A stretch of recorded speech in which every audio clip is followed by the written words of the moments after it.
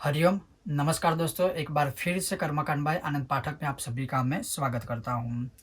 मित्रों, आज मैं आपको बताने वाला हूँ आने वाले सूर्य ग्रहण के विषय में, और वो भी सप्रमाण शास्त्रोक्त सहित आपको क्या करना चाहिए, किस मंत्र, स्तोत्र या देवी या देवता की उपासना करनी चाहिए, या फिर कामना के अनुसार आप कौन सा मंत्र जाप या स्तोत्र पाठ कर सकते हो। लेकिन बात करते हैं इस ग्रहण की कुछ विस्तृतीकरण की। तो जैसे यह सूर्य ग्रहण मिथुन राशि में होने वाला कंकणाकृति ग्रहण है, और यह ग्रहण भारत में दिखाई देगा और भारत में इसका प्रभाव भी है और दिखने वाला है। बात करें अगर विदेशों की, तो ज़्यादातर किसी भी अन्य देश में इसका प्रभाव ज़्यादातर नहीं है, तो उसका कोई नियम या नियमों का पालन करना विदेशों में आवश्यक नहीं है, किंतु भारत में आप चाहो तो कर सकते हो, और मैं कहूँगा करना ही चाहिए। यह ग्रहण जो है 21 जून 2020 10:03 से आरंभ होकर 3:28 तक रहेगा। इसका जो स्पर्श काल है, ग्रहण का स्पर्श समय है, वो है 10:03। इसका जो मध्य काल है वो है 11:41, और इसका जो मोक्ष है, ग्रहण का जब मोक्ष होगा तो वो है 1:32। और ग्रहण का जो समाप्ति काल है, जो पूर्ण काल है, वो है 3:28 पर। और ये बात कर रहा हूँ दिन की, क्योंकि सूर्य ग्रहण ऑलवेज दिन में होता है, चंद्र ग्रहण ऑलवेज रात्रि को होता है। तो ये ग्रहण का कुछ समय, हालांकि आप ऑनलाइन देखोगे या कुछ अलग अलग पंचांगों में देखोगे तो थोड़ा बहुत टाइम में कुछ आपको डिफरेंस दिखाई देगा, लेकिन मैंने कई सारे पंचांगों का अभ्यास करके आपको यह एक उचित समय दिया हुआ है। यह ग्रहण जो है वो मिथुन राशि में कंकणाकृति ग्रहण होने वाला है, अर्थात यह मिथुन राशि में होने वाला है। अब प्रश्न ये है कि सूर्य ग्रहण में हमें क्या करना चाहिए, क्या नहीं। तो धर्म सिंधु, निर्णय सिंधु, सौर पुराण और इसके अलावा जितने भी और ऐसे श्रुति और स्मृति के ग्रंथ हैं, वो कहते हैं कि ग्रहण स्पर्श काले स्नानम मध्य होम सुरार्चनम श्राद्धम मुच्यमान दानम मुक्ति स्नानम इति क्रमः। अर्थात ग्रहण के स्पर्श काल में स्नान करें। अगर संभव हो तो ही आप किसी तीर्थ, नदी या समुद्र में स्नान कर सकते हो, अगर संभव हो तब की बात कर रहा हूँ। अन्यथा आप घर में ही आप स्पर्श काल के समय, ग्रहण का जब स्पर्श होता है तब उस समय आप स्नान करें। मध्यकाले होम, देव पूजा, श्राद्ध, मंत्र जाप, स्तोत्र पाठ आदि कुछ भी कर सकते हो। यानी जो ग्रहण का मध्यकाल होता है, जो मैंने आपको पहले समय बताया, वहाँ से आपको मंत्र जाप या सिद्धि साधना की शुरुआत करनी है, उसका आरंभ करना है। और मोक्ष काले दान, यानी जब ग्रहण का मोक्ष होता है, जब ग्रहण का समाप्ति काल हो जाता है, या तो उस समय पे या तो उस समय के बाद आपको दान करना चाहिए। और यह एक सर्वोत्तम है। स्पेशली बात करूं जहां सिद्धि साधना, मंत्र सिद्धि की, गुरु दीक्षा की, तो सूर्य ग्रहण यह सभी कार्यों के लिए सर्वोत्तम माना गया है। कैसे जल से स्नान करना चाहिए, तो वह सुनिए। स्नान करने के लिए कैसा जल होना चाहिए, तो कहते हैं कि गर्म पानी से उत्तम ठंडा पानी। तो ठंडे पानी से स्नान कीजिए।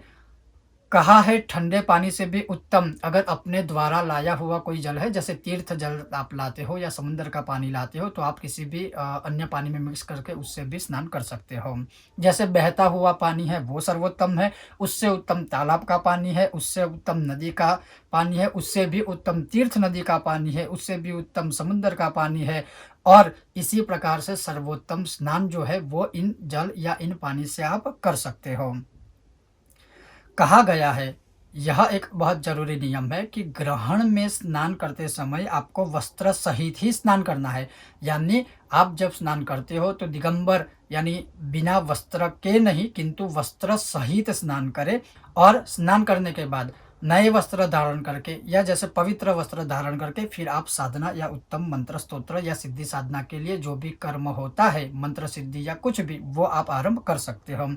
दूसरी बात, इसलिए कहा भी गया है कि अगर आप किसी तीर्थ जल, नदी में या कहीं पर भी स्नान नहीं कर सकते हो, तो घर में भी आप स्नान कर सकते हो, क्योंकि सूर्य या चंद्र ग्रहण के समय, लेकिन स्पेशली सूर्य ग्रहण के समय, पृथ्वी पर का सभी जो पानी होता है वो जैसे मान लीजिए गंगा जल के समान पवित्र ही होता है। तो स्नान करना ही अवश्य चाहिए, वो भी जब मैंने आपको एक उचित समय बताया, टाइम बताया, उस समय पे।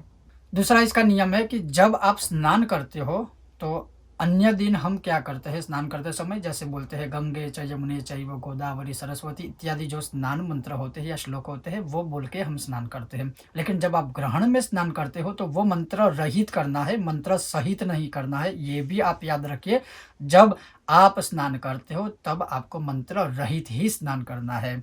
वो स्नान सबसे उत्तम स्नान कहलाता है।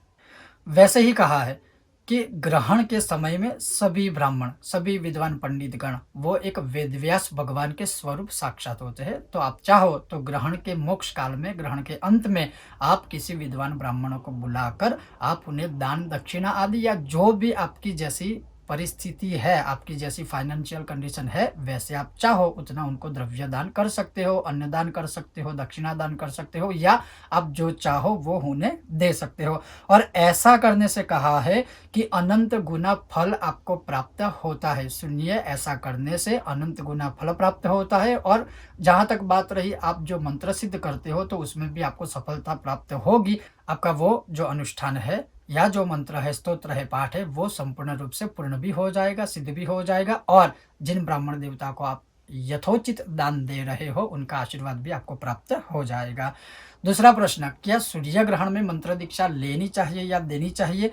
हाँ, सूर्य ग्रहण मंत्र दीक्षा के लिए सर्वोत्तम मानी गई है। सूर्य ग्रहण में आप अपने गुरु से मंत्र दीक्षा ले सकते हो या आप किसी को मंत्र दीक्षा चाहो तो दे भी सकते हो। और इसके लिए कोई मुहूर्त देखने की आवश्यकता नहीं है। सूर्य ग्रहण का जो समय होता है वो अपने आप में ही सर्वोत्तम मुहूर्त शास्त्रों में माना गया है।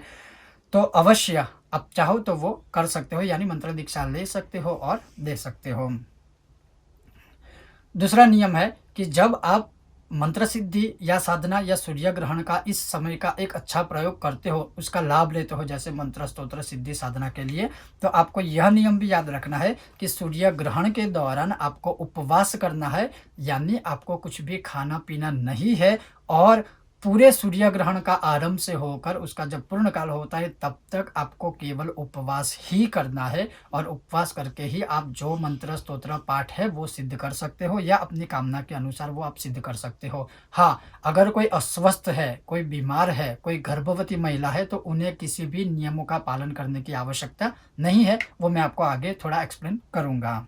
फिर कहा है, मान लीजिए आपके कोई गुरु नहीं है या आप चाहो तो भी किसी को गुरु बनाना नहीं चाहते हो। आप सबके जैसे तुंडे तुंडे मतिर्भिन्ने भिन्ने भिन्ने मतिर्गतः, हर एक की सोच अलग होती है। तो मान लीजिए आपके कोई गुरु नहीं है तो आप अपने इष्ट देवता को ही गुरु मान लीजिए। या फिर मान लीजिए कि अगर आपके पास गुरु का मंत्र नहीं है, आपने पहले दीक्षा नहीं ली हुई है, तो आप अपने इष्ट देवता का मंत्र जाप करें, उन्हीं को गुरु बना दीजिए, उनके मूल मंत्र का जाप कीजिए। फिर आपको जिस मंत्र को सिद्ध करना है, जिस स्तोत्र को सिद्ध करना है वो आप पाठ करिए या स्तोत्र का पाठ कीजिए या मंत्र की साधना कीजिए।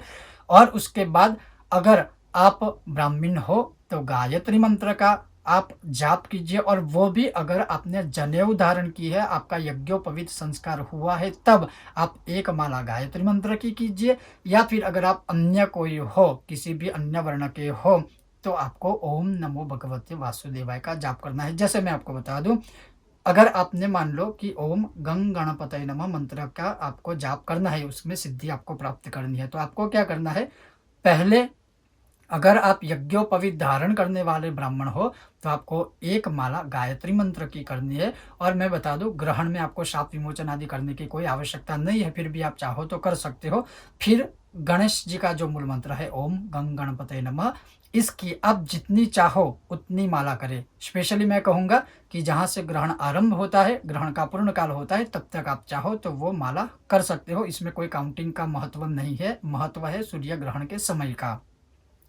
वैसे ही अगर आप कोई अन्य वर्ण के हो तो पहले एक माला कर दीजिए ओम नमो भगवते वासुदेवाय की, या आपके जो इष्ट देवता है या आपने जिन्हें गुरु गुरु बनाया है तो आप चाहो तो वो मंत्र का भी प्रयोग कर सकते हो। लेकिन ओम नमो भगवते वासुदेवाय मंत्र की एक माला कीजिए, उसके पश्चात आप जो मंत्र चाहो उसकी माला कर सकते हो। दूसरा मैं स्पष्टीकरण करना चाहूँगा, यहाँ मैं किसी भेदभाव की बात नहीं कर रहा हूँ कि कोई ब्राह्मण है तो ये करे या ये ना करे। यह विषय बहुत गहन है और इस विषय पर आज तक मैंने एक भी वीडियो नहीं बनाया है। मैं बात कर रहा हूँ गायत्री मंत्र की, लेकिन जब बनाऊँगा तब बहुत सारे वीडियो बनाऊँगा। लेकिन अगर आपको मेरा कहना सही लगा है तो आप फ़ॉलो कीजिए, अगर नहीं लगा है तो भी कोई बात नहीं है। आप जो चाहो, आपको जो योग्य लगे, अनुचित या उचित लगे वो आप कर सकते हो।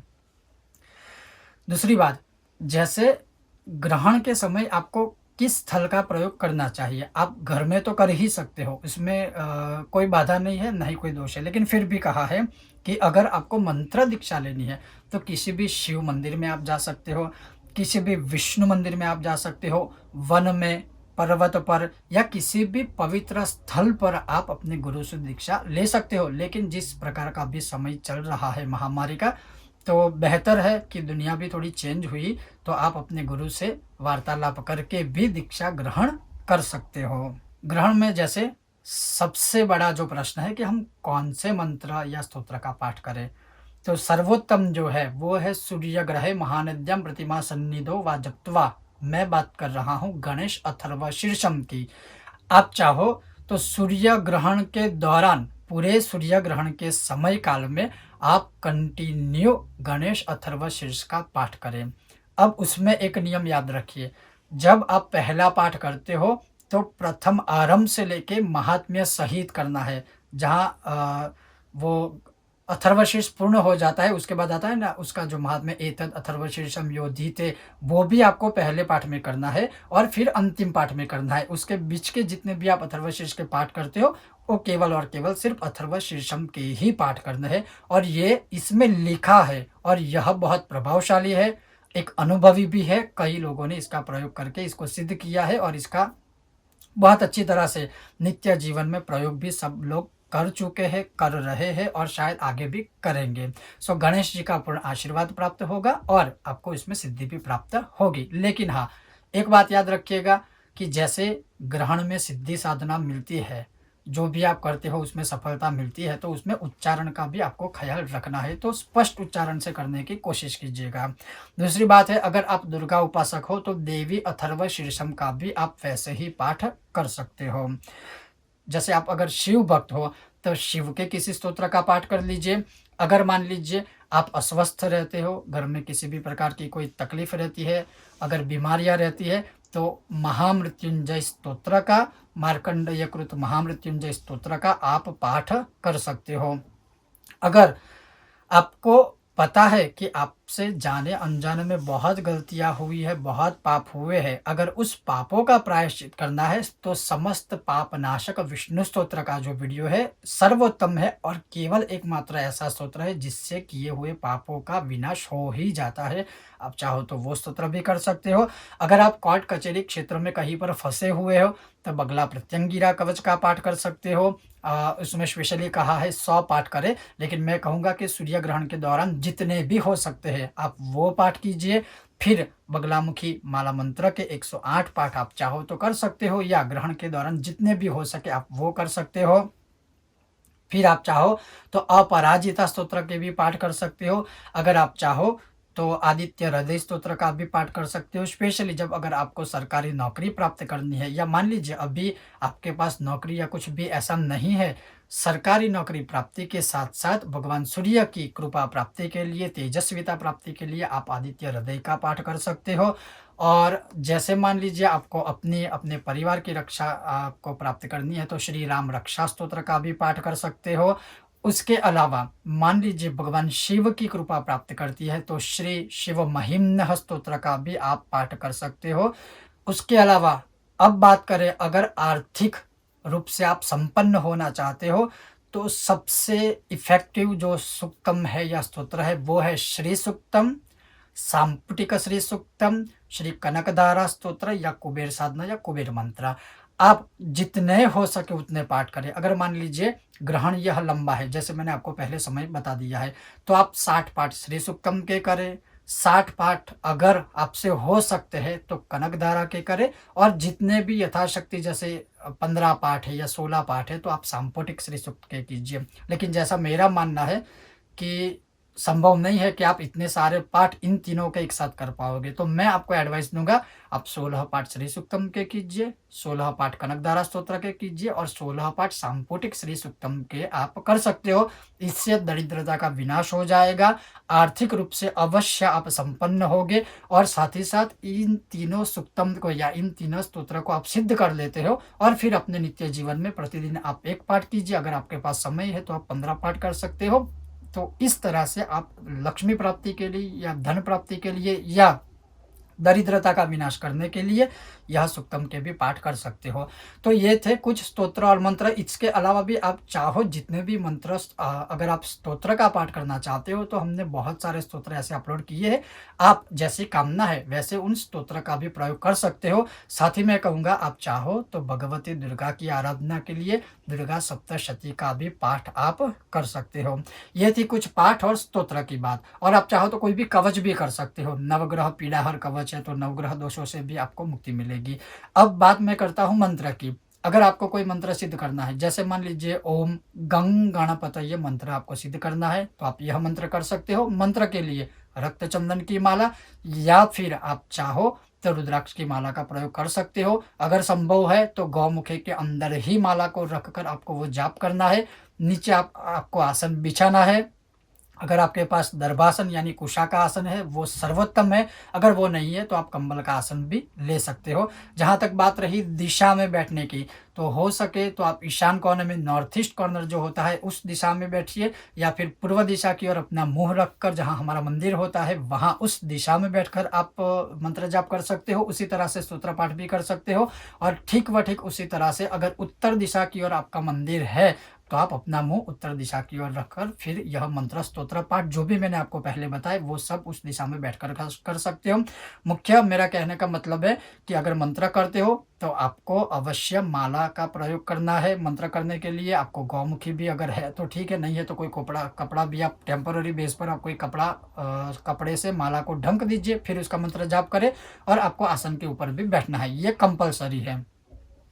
अगर आप माँ दुर्गा के किसी मंत्र का जाप करते हो, जैसे आइम ह्रीम क्लीम चामुंडाय विचे, ये जो नवारण मंत्र है, तो आप चाहो तो रुद्राक्ष की माला ले सकते हो, आप चाहो तो स्फटिक की माला ले सकते हो, आप चाहो तो रक्त चंदन की यानी लाल चंदन की माला ले सकते हो। और उसमें भी वही है कि गौमुखी और आसन का तो आपको प्रयोग करना ही है।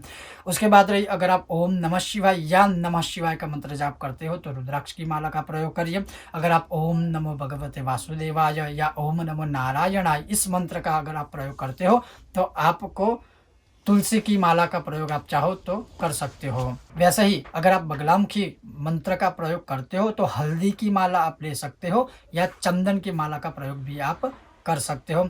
उसी प्रकार से जैसे देवता होते हैं वैसे ही आपको माला का प्रयोग करना है। या फिर मैं ये कहूँगा कि सभी मंत्रों में एक माला सबसे कॉमन है, जो सभी मंत्रों के लिए है, वो है रुद्राक्ष की माला। अगर आपके पास और कोई माला नहीं है तो आप रुद्राक्ष की माला का प्रयोग करिए।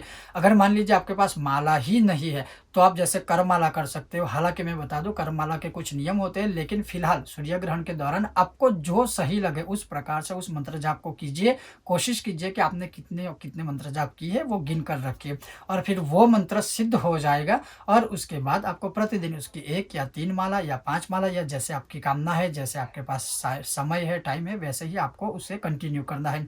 कंटिन्यू करने का मतलब ये होता है कि जैसे आपके मोबाइल में जितना बैलेंस है उतनी ही आप बात कर सकते हो। जैसे ही वो खत्म हो जाएगा मोबाइल आपका काम करना, यानी कि आप किसी से बात नहीं कर पाओगे। मोबाइल का बैलेंस खत्म होता है तो हम किसी से संपर्क नहीं कर पाते। ठीक व ठीक वैसा ही होता है। अगर आप सूर्य ग्रहण में कोई मंत्र स्तोत्र कवच पाठ सिद्ध कर लेते हो तो वो तो आपको सिद्धि मिल गई, लेकिन अगर उसकी शक्तियों को बरकरार रखना है, उसका सही ढंग से प्रयोग करना है, उसमें आपको सफलता प्राप्त करनी है तो उसको एवरीडे रिचार्ज करना बहुत ज़रूरी होता है। तो ये भी आप याद रखिए, कोशिश कीजिए। और इन देवी देवता के अलावा अब मैं बात करता हूँ आपको पितर के लिए। आप चाहो तो विद्वान ब्राह्मण को बुलाकर आप उनसे अपने पितरों के उद्धार के लिए श्राद्ध करवाए। अगर आप वो नहीं करवाना चाहते हो कोई बात नहीं, मैंने रुचि मुनिकृत पितर स्तोत्र रखा था और मानिए ये आज तक का शास्त्रों में, पुराणों में इससे बेहतर पितरों को प्रसन्न करने का और कोई स्तोत्र नहीं है। तो रुचि मुनिकृत पितृ स्तोत्रम का आप पाठ कर सकते हो। बहुत उत्तम है। और उसका दूसरा फ़ायदा ये भी है, कहा गया है कि जो अमावस तिथि होती है वो स्पेशल पितरों की उपासना की और पितरों को मुक्ति देने के लिए सर्वोत्तम तिथि मानी गई है। तो इसी दिन यह ग्रहण भी है। सो आप चाहो तो पितरों को खुश करने के लिए, पितृ दोष से मुक्ति पाने के लिए आप पितृ स्तोत्र का भी पाठ कर सकते हो। ये थे कुछ उत्तम उपाय और कुछ कुछ टोटके या प्रयोग। अगर आप इनमें से कुछ भी नहीं करना चाहते हो और अगर आपने अपने गुरु से दीक्षा प्राप्त की हुई है, तो आप अवश्य अपने गुरु के द्वारा जो मंत्र आपको मिला है उसका पूरी श्रद्धा और भक्ति से आप उसका जप कीजिए, अवश्य आपको सफलता प्राप्त होगी। अब यहाँ पर कुछ नियमों की बात कही है। जैसे गर्भवती महिलाओं को किसी भी नियम का पालन करने की आवश्यकता नहीं है, लेकिन वो कोशिश करे कि ग्रहण के समय में जितना हो सके अपने घर में ही रहे, बाहर ना निकले। छोटे बच्चे जो होते हैं उनको भी किसी भी नियम का पालन करने की आवश्यकता नहीं है। जो बड़े हैं, जो बुजुर्ग हैं या जो अस्वस्थ है, बीमार लोग हैं, उन्हें भी किसी भी नियमों का पालन करने की आवश्यकता नहीं है। दूसरी बात, आप जब यह साधना करते हो, मंत्र स्तोत्र पाठ कवच आदि, तो आपको दीपक प्रज्वलित करने की कोई आवश्यकता नहीं है। तीसरी बात, आपको अपना मंदिर खुला रखकर भी उसके सामने बैठने की भी कोई आवश्यकता नहीं है। मंदिर बंद करके भी अगर आप बैठोगे तो चलेगा, क्योंकि ग्रहण में कहा गया है कुछ कुछ ऐसे पवित्र जगह या मंदिर होते हैं वो अवश्य बंद ही करके रखने चाहिए। तो ऐसे कुछ नीति नियम है, उसको आपको अवश्य फॉलो करना है। अब मुख्य बात है जो मेरी तरफ से आपके लिए स्पेशल टोटका है, ग्रहण के दौरान आप अपना मंदिर बंद रखिए।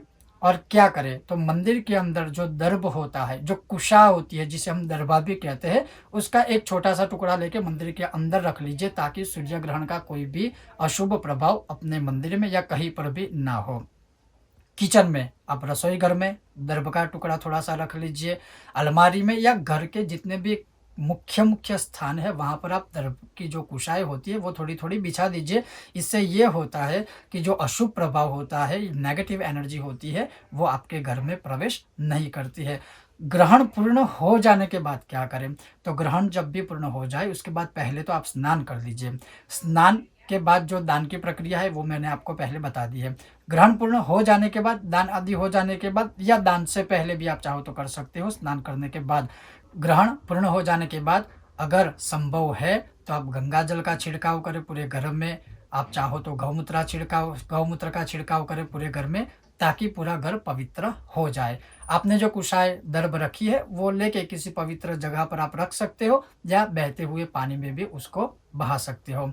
तो ये था कुछ सूर्य ग्रहण के विषय में थोड़ी बहुत प्रयोग या जो शास्त्रोक्त जानकारी है वो मैंने आपको बताने की कोशिश की। और यह भी हम आशा रखते हैं कि आप इस अति उत्तम समय का एक सही प्रयोग करिए और साथ ही एक जो निष्काम भाव से जो कामना है या निष्काम भाव से जो साधना करते हैं, अभी जो पूरी दुनिया में, समस्त विश्व में चल रही है महामारी, तो आप चाहो तो इस महामारी को दूर करने के लिए, इस महामारी में हम सबका स्वास्थ्य अच्छा रहे, हमारे देश का स्वास्थ्य अच्छा रहे, यानी हमारे देश में जितने भी लोग हैं उन सभी का स्वास्थ्य अच्छा रहे, हमारे देश की सुरक्षा हो, इसके लिए भी आप जो चाहो वो पाठ कर सकते हो। तो ये था हमारा आज का विषय और वीडियो। आपको यह वीडियो कैसा लगा अवश्य हमें बताएं। अगर आपको यह वीडियो अच्छा लगा हो तो हमारी वीडियो को लाइक करें, ज़्यादा से ज़्यादा शेयर करें और हमारे चैनल को अवश्य सब्सक्राइब कीजिएगा। बहुत ही कम समय में हमने यह वीडियो बनाने की कोशिश की है। हमें थोड़ा बहुत विश्वास है कि आपको यह विषय और वीडियो अच्छा लगा होगा। आप सबका बहुत बहुत धन्यवाद। जय श्री कृष्ण।